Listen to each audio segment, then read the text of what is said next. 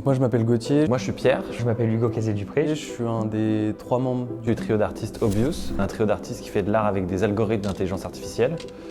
et c'est aussi un laboratoire de recherche. Artiste et en même temps chercheur.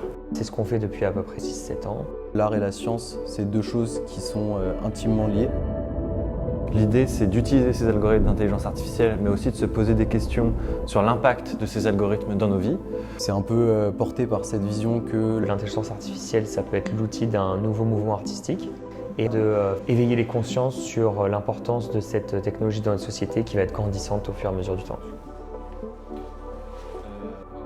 L'audace à la française, c'est le fait qu'on est capable de prendre des risques qui sont vus comme quelque chose de trop risqué et qui se révèlent être un coup de génie un peu plus tard. on a été amené à faire des choses qui étaient complètement nouvelles et qui peuvent être vues comme un peu folles au début. Je crois que quelque chose qu'on porte, c'est l'idée qu'un artiste peut être aussi un scientifique, d'être véritablement les deux et de mêler les deux approches. C'est vraiment quelque chose de nouveau, d'audacieux qui n'a jamais été fait et c'est vraiment deux piliers de l'audace à la française selon notre vision. Et là, le projet qu'on a, il s'appelle Mind to Image parce qu'on essaie de passer de la pensée dans l'esprit à l'image. Pour nous, c'est la meilleure manière d'aborder le sujet de l'audace puisque en soi, le procédé reflète parfaitement ça. C'est ça qui est intéressant dans un trio, c'est comment est-ce qu'on a construit une vision commune de l'audace.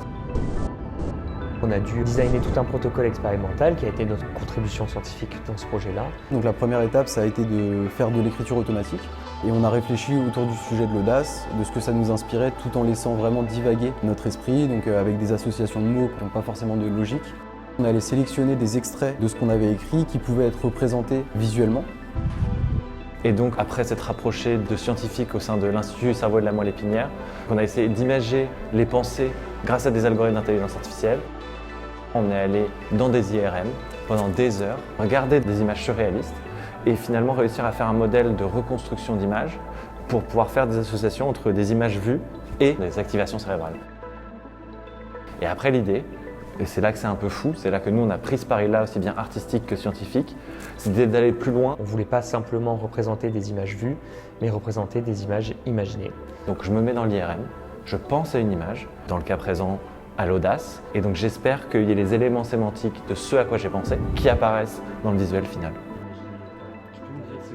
Et ensuite, on est arrivé à ces résultats dans lesquels on a sélectionné l'œuvre qui représentait le mieux, selon nous, l'audace. Donc la combinaison de tout ça nous a amené à faire une série qui sera présentée en octobre et pour laquelle on est ravis d'avoir créé une heure pour ce projet de Bastille Day.